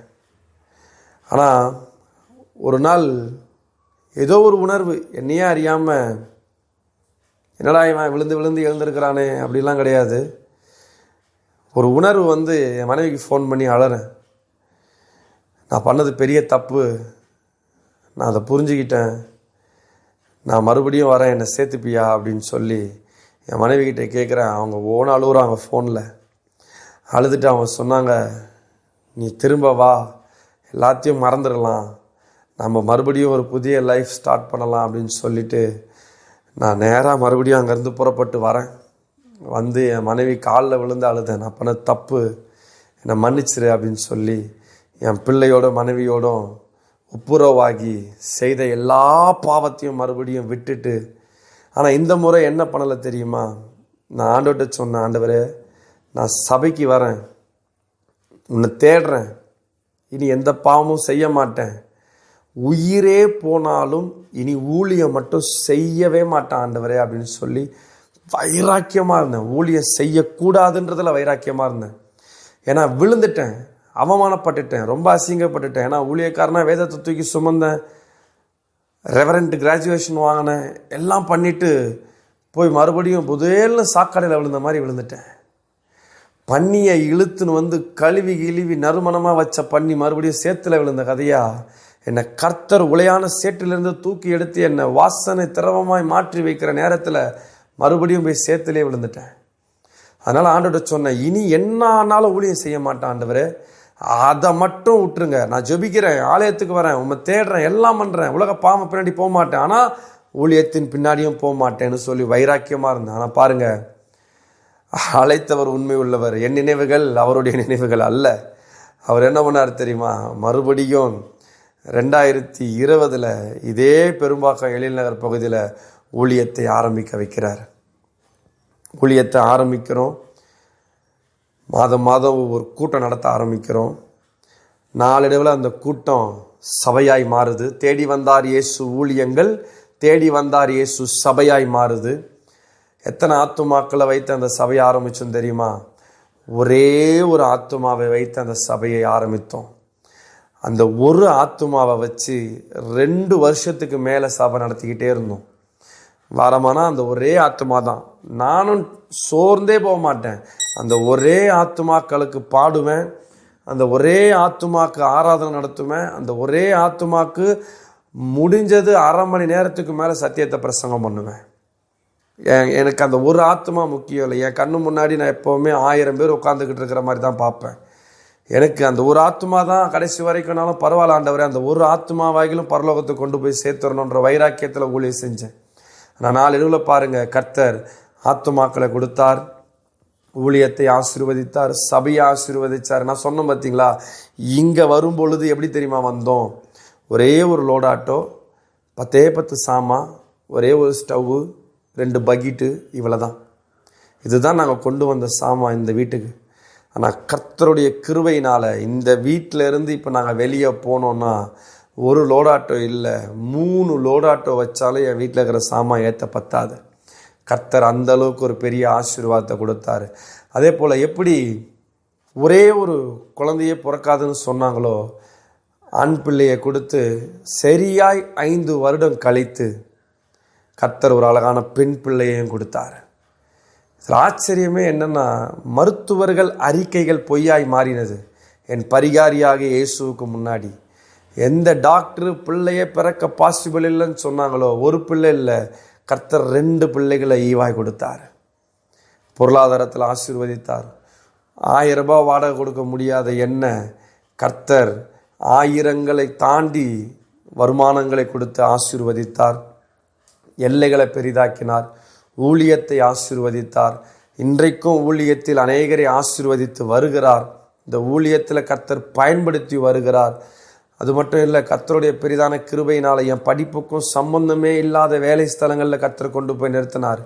நான் பெரிய பெரிய விஐபிகளுக்கு எஸ்கார்டாக இருந்திருக்கிறேன். மதிப்புக்குரிய ஐயா, முன்னாள் பாஜகவில் இருந்த தலைவர்களுக்கு, அநேக கட்சி தலைவர்களுக்கு பர்சனல் எஸ்கார்டாக வேலை செஞ்சுருக்கிறேன். அநேக காரியங்களில் அரசு காரியங்களில் நான் இருந்திருக்கிறேன். ஆன்டி கரப்ஷன் விஜிலன்ஸ் மூமெண்ட்ஸ் அப்படின்னு சொல்கிற ஒரு நிறுவனத்தில் தேசிய லஞ்சம் மற்றும் ஊழல் ஒழிப்பு கண்காணிப்பு குழுவில் நான் சென்னை செக்ரட்டரியாக இருந்திருக்கிறேன். ஸோ என் படிப்புக்கும் நான் செய்த வேலைகளுக்கும் சம்பந்தமே இல்லாத இடத்துலலாம் கர்த்தர் கொண்டு போய் உயர்த்தினேன். அதான் சொல்கிறேன்ல, புழுதியில் இருக்கிறவனை எடுத்து பிரபுக்கள் மத்தியிலையும் ராஜாக்கள் மத்தியிலையும் உட்கார வைக்கிற என்னுடைய ஆண்டவர் குப்பையில் இருந்த எண்ணெய் எடுத்து உட்கார வைத்து அழகு பார்த்தார். இன்னைக்கும் கர்த்தருடைய கனமான ஊழியத்தை செய்து கொண்டிருக்கிறோம். இன்னைக்கு இப்படி பல பாவங்களுக்குள்ள சிக்கி தவித்து கொண்டிருக்கிற நீங்கள் நிம்மதி இல்லாமல், வாழ்க்கையில் சமாதானம் இல்லாமல், இதில் யார் என்னை விடுதலையாக்க முடியும்னு சொல்லி அங்கேயும் இங்கேயுமாய் ஓடி திரிந்து அலைந்து கொண்டிருக்கிறீங்க. உங்களுக்கு எல்லாம் நான் ஒரே ஒரு காரியத்தை சொல்லட்டும். உங்கள் அறை வீட்டுக்குள்ளே பிரவேசித்து உன் இருதயத்தின் ஆழத்திலிருந்து உங்களுக்கு விடுதலையை கொடுக்கிற, சமாதானத்தை கொடுக்கிற, நல்வாழ்வு அளிக்கிற இயேசுவை நோக்கி இயேசு என்று ஒரே ஒரு முறை கூப்பிட்டு பாருங்க. என் வாழ்க்கையை மாற்றின அதே இயேசு உங்கள் வாழ்க்கையை மாற்ற வல்லவராக இருக்கிறார். சமாதானம் இல்லாத குடும்பங்க, வாழ வழி இல்லாத குடும்பம், சோத்துக்கு வழி இல்லாதவன், திருடன், கொலைகா, ரவுடி, பொறுக்கியா, ஊதாரியா, கஞ்சா கொடிக்கியா, எதுக்குமே இந்த உலகத்தில் லாய்க்கில்லாதவனா தெரிஞ்சுக்கிட்டு இருந்த என்ன என் ஆண்டவர் ரட்சித்து மாற்ற முடியுமே. ஆனால் இதே போல இருக்கிற உங்கள் ஒவ்வொருத்தருடைய வாழ்க்கையிலையும் நிம்மதி இல்லாமல், சமாதானம் இல்லாமல், எதுக்குடா வாழ்கிறோன்னு வாழ வழி இல்லாமல் வாழ்ந்துக்கிட்டு இருக்கிற உங்கள் எல்லாருடைய வாழ்க்கையும் மாற்ற என் இயேசு போதுமானவராக இருக்கிறார். நான் இவ்வளோ நேரம் என் வாழ்க்கையின் அனுபவத்தை உங்களுக்கு சாட்சியாக சொல்லிக்கிட்டு இருந்தேன். ஆனால் இந்த சாட்சி உங்களுக்கு நம்புறது மாதிரி இல்லைன்னா, இதே சென்னையில் தேனாம்பேட்டை என்கிற பகுதியில் திருவள்ளுவர் சாலை என்றது தான் நான் பிறந்து வளர்ந்த ஏரியா எல்லாமே. அங்கே உங்களுக்கு நம்பிக்கை இல்லைன்னா நீங்கள் வாங்க, இல்லைன்னா நீங்களே கூட போய் அந்த இடத்துல என் பேரை ஜேம்ஸ்ன்னு சொல்லி விசாரித்து பாருங்கள். அங்கே நான் சொன்னது அத்தனையும் உண்மை என்பதை அவர்கள் உங்களுக்கு நிரூபணமாக்கி காட்டுவார்கள். ஏன்னா நான் பண்ண சேட்டை, அலும்பல் அந்த இடத்துல கொஞ்சம் நெஞ்சம் கிடையாது. என்னை மாற்றின என்னுடைய இயேசுவுக்கு, என் வாழ்க்கையை மாற்றின என்னுடைய இயேசுவுக்கு நானே சாட்சியாக இருக்கிறேன். நான் சாட்சியாக இருக்கிறேன் என்பதற்கு என் இயேசு ஒருவரே சாட்சி. உங்களையும் கர்த்தர் சாட்சியாய் மாற்றுவார். நீங்கள் எந்த பிடியில் இருந்தாலும் சரி, அதிலிருந்து இயேசு உங்களை விடுதலையாக்குவார். அவர் விடுவிக்க வல்லவர். அவரை நோக்கி பாருங்க. அவரை ஒரே ஒரு முறை கூப்பிடுங்க. உங்கள் வாழ்க்கை முற்றிலுமாய் மாறும். கர்த்தர் உங்கள் யாவரையும் ஆசீர்வதிப்பாராக. நம்ம எல்லாம் இருக்கிற இடத்துல அப்படியே ஒரு நிமிஷம் கண்களை மூடி ஜெபிக்கலாமா? எங்களை அதிகமாய் நேசிக்கிற எங்கள் பரலோகத்தின் தெய்வமே, இந்த நாளிலும் கூட இப்படிப்பட்ட என்னுடைய சாட்சியை பகிர்ந்து கொள்வதற்கு தேவ சித்தத்தின்படி அழைக்கப்பட்டு பயன்படுத்தப்பட்டு வருகிற அன்பு தேவதாசன் டேனியல் ஐயாவுக்காகவும் அவர் செய்து கொண்டிருக்கிற இந்த கனமான ஊழியத்திற்காகவும் நாங்கள் உம்மை துதிக்கிறோம், ஸ்தோத்தரிக்கிறோம். அவரை கர்த்தர் நல்ல சுகபலத்தோடு ஆசீர்வதித்து இன்னும் இந்த ஊழியத்தின் பாதையில் கர்த்தர் அநேக இடங்களுக்கு கொண்டு போய் அநேக சாட்சிகளை அவர் நிமித்தம் வெளியே கொண்டு வர கர்த்தர் கிருபை செய்யுங்க. அவருக்கு நல்ல சுகபலத்தை கொடுங்க. அவர் செய்கிற ஊழியத்தை ஆசீர்வதிங்க. அவர் குடும்பத்தை ஆசீர்வதிங்க. இதை பார்க்கிற ஒவ்வொருவரையும் என் கர்த்தர் அவர்கள் இருதயத்தில் பேசும்படியாய், இந்த சாட்சி அவர்களுடைய இருதயத்தில் ஒரு ஜீவனுள்ளதாய் கிரியை செய்யும்படியாய் நான் செபிக்கிறேன். எல்லாரையும் கர்த்தர் ரட்சிக்கக்கூடாதபடிக்கு உங்கள் கை குறுகி போகலை. ஒவ்வொருவரையும் தொடுங்க, ரட்சிங்க, மனம் திரும்ப செய்யுங்க. இதை பார்க்கிற ஒவ்வொரு குடும்பங்களையும் என் கர்த்தர் ஆசீர்வதிப்பீராக. உம்முடைய நாமத்திற்கு மகிமை உண்டாகட்டும். இயேசுவின் நாமத்தில் ஜெபிக்கிறோம் நல்ல பிதாவே. ஆமேன், ஆமேன், ஆமேன். God bless you. God bless you. அன்புக்குரியவர்களே, இப்பொழுது ரிச்சி சேரிட்டி ட்ரஸ்ட் மூலமாக ஒரு கிராமத்தையே தத்தெடுத்து அந்த கிராமத்தில் வசிக்கும் கைவிடப்பட்ட திக்கற்ற முதியோர்களை கண்டுபிடித்து அவர்களுக்கு ஜாதி மதம் என்று பாராமல் தினமும் உணவளித்து வருகிறோம். எனக்கு சாப்பாடு கொடுக்கறதுக்கு ஆளே இல்லை, வீட்டில் சாப்பிடுன்னு சொல்கிறவங்களே இல்லை. அந்த மாதிரி வர வாங்கிட்டேன். இப்படி ரொம்ப வேதனையாக இருந்தேன். நான் நம்மளுக்கு சாகிற நேரத்தில் இன்னும் சுயநாள் கிடச்சி வேதனையாக இருந்தேன். அப்போது ஏசப்பா சாப்பாடு போய் சாப்பிட்லாம் எனக்கு சந்தோஷமாக வந்தேன். வந்து சாப்பிட்டுங்கிறேன். சாப்பாடு போடுறவங்களுக்கெல்லாம் நன்றி ஏசப்பா, நல்லா வாங்கினவங்க நல்லா இருக்கணும், எங்களுக்கெல்லாம் சாப்பாடு கொடுக்குறாங்க, நாங்கள் பசியில்லாத சாப்பிட்றோம், அவங்க நல்லா இருக்கணும், அவங்க நல்லா இருந்தால் எங்களுக்கு ஒன்றும் கொஞ்சம் சாப்பாடு சாகிற வழியில் கொஞ்சம் சாப்பாடு கொடுப்பாங்க. எனக்கு யாரும் கிடையாது, பிள்ளை இல்லை, பொண்ணு இல்லை, யாரும் இல்லை. சாப்பாடு பாரு ஐயாவா, நல்லா ஊடு குடும்பம் நல்லா ஆசீர்வதிக்கணும். ஆண்டவரை ஏச நாமத்தில் மகிமுண்டாட்டு நான் ஒரு அண்ணாச்சி சுவாமி நான் வர்றேன். இந்த காலை கொஞ்சம் முடியல, ஏந்துக்க முடியல, என் உடம்பு ஆரோக்கியத்தை கொடுப்பீங்க. சாப்பாடு வந்து சாப்பிட்டு பாரு, உடம்பு ஆரோக்கியமாக இருக்குது.